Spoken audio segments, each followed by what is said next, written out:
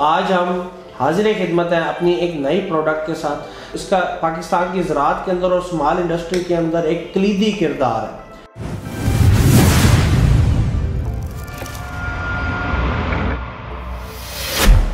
बिस्मिल्लाहिर्रहमानिर्रहीम। अस्सलाम वालेकुम दोस्तों, मैं हूं ज़मान, आपके अपने चैनल जापान मशीनरी से। उम्मीद करता हूं आप सब दोस्त खैरियत से होंगे। जो हमारे फार्मर बागों का काम कर रहे हैं, जिसमें आम, किन्नू, मुख्तलिफ किस्म के फ्रूट्स, तो उनके लिए एक बहुत अहम मरहला होता है जब उन्होंने अपने बाग को हार्वेस्ट करना है, उससे फ्रूट को तोड़ना है और उसको उन्होंने शिफ्ट करना है मंडी तक, किसी गाड़ी तक, या अगर वो एक्सपोर्ट कर रहे हैं उन फ्रूट्स को तो उसको प्रोसेसिंग प्लांट तक पहुंचाने के लिए एक बहुत ही अहम प्रोडक्ट, जो कि देखने में तो बहुत छोटी है लेकिन उसका एक बहुत ही अहम किरदार है, वो है एक फ्रूट क्रेट। प्लास्टिक क्रेट भी उसको मार्केट के अंदर बोला जाता है और फ्रूट क्रेट भी उसको बोला जाता है।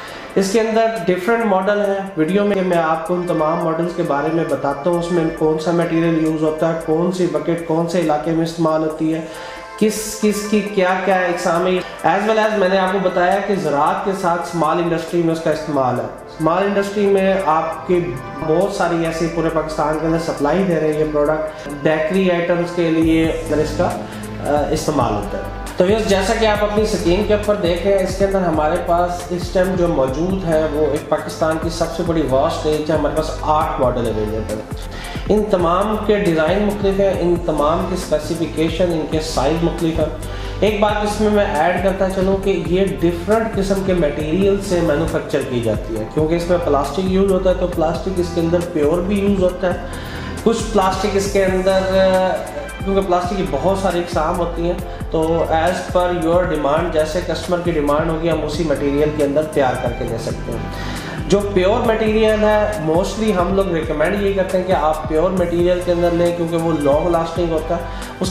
उसका मटेरियल जो होता है उसको बोलते हैं कोपॉलीप्रोपिलीन, जो कि इस time one of the best material है, जिसके अंदर 2 साल की हम लोग आपको उसकी वारंटी देते हैं कि अगर वो टूट जाएगा तो वो हमारा होगा। सेकेंडली, इस मटेरियल की खासियत होती है कि वो मिनिमम -30 के टेम्परेचर को और मैक्सिमम 80 के टेम्परेचर को रेजिस्ट कर सकता है। तो अब बात कर लेते हैं इनके मॉडल्स के बारे में। तो सबसे पहले JMS1 जो प्लास्टिक क्रेट के अंदर मॉडल है, इसका मोस्टली इस्तेमाल बहुत ज़्यादा हमारी सप्लाई जा रही है सरगोदा के अंदर। सरगोदा में बहुत सारे प्रोसेसिंग प्लांट है अपने, जहाँ से किन्नू को एक्सपोर्ट किया जाता है। किन्नू के लिए ज़रूरी होता है कि उसको हवा की क्रॉसिंग की ज़रूरत नहीं होती किसी वेदर के अंदर, ख़ास तौर पे जब ये सर्दियों का मौसम होता है।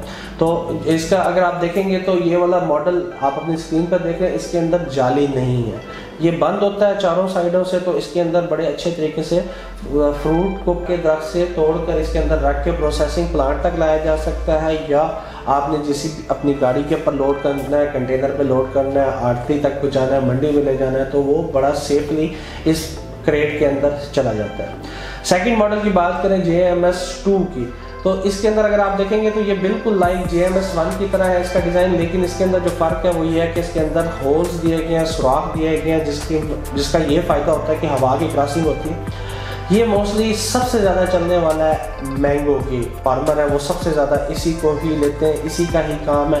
क्योंकि आम के अंदर बजात एक तो आम होता गर्म मौसम में, दूसरा उसकी अपनी एक हिद्दत और हरारत होती है, तो उसके अंदर हवा की क्रॉसिंग होना बेहद ज़रूरी होता है। तो ये वाला जो मॉडल है वो इंतहाई रनिंग मॉडल है, क्योंकि हमारे पास आम का एक बहुत अच्छा अल्हम्दुलिल्लाह फार्मर है पाकिस्तान के अंदर, और उसको अच्छे लेवल के ऊपर हम लोग एक्सपोर्ट की तरफ जा रहे हैं। तो ये एक बेसिक नीड है आप लोगों की। तीसरा मॉडल अगर हम इसकी बात करें तो JMS3, उसको ये हमारी ज़्यादातर स्मॉल इंडस्ट्री के अंदर इस्तेमाल होता है। लाइक बड़ी जो बेकरीज हैं, बड़े जिन्होंने अपनी बेकरी आइटम, जिसके अंदर उनकी ब्रेड, बिस्किट्स, इस तरह की बहुत सी चीज़ें जो तैयार करते हैं, तैयार करने के बाद उन्होंने उसको इस बकेट के अंदर ट्रांसपोर्ट करना होता है। तो वो भी तैयार होने के बाद, क्योंकि टेम्परेचर उसका हाई होता है तो हवा की क्रॉसिंग होनी चाहिए, तो उसके अंदर ये हमारा JMS3 मॉडल बहुत अच्छे तरीके से काम करता है। चौथा मॉडल अगर बात करें JMS4, तो उसके अंदर ये भी ज़्यादातर बेकरी के लिए यूज़ होता है और किन्नू के लिए भी इस्तेमाल होता है। अगर आपने ज़्यादा लेज नहीं बनानी किन्नू की, तो आप ये इस बकेट को इस्तेमाल कर सकते हैं, ये थोड़ी सी इसकी हाइट कम होती है। 5वां मॉडल है JMS5, ये भी इसी तरीके से है, इसका इस्तेमाल भी आम के अंदर होता है। तो डिज़ाइन का फ़र्क है, पर्पज़ इसका भी सेम है। वैसे ये मल्टीपर्पज़ है जितनी भी बकेट्स हैं, लेकिन ये स्पेसिफिक मैं आपको वीडियो में इसलिए बता रहा हूँ कि ये एक छोटी सी आइटम है, लेकिन आप लोगों तक इसके मालूमात फराहम करना बहुत ज़रूरी था कि आप इसका इस्तेमाल ऑलरेडी बहुत से लोग कर भी रहे होंगे, अगर नहीं कर रहे तो उन तक ये तमाम मालूमात चली जाएगी। JMS 6 जो हमारा मॉडल है, ये बेसिकली लिड कवर वाला मॉडल है। ये इस्तेमाल होता है ज़्यादातर आपकी बेर की जो फार्मिंग कर रहे हैं, इसके अलावा किन्नू के अंदर इस्तेमाल होता है।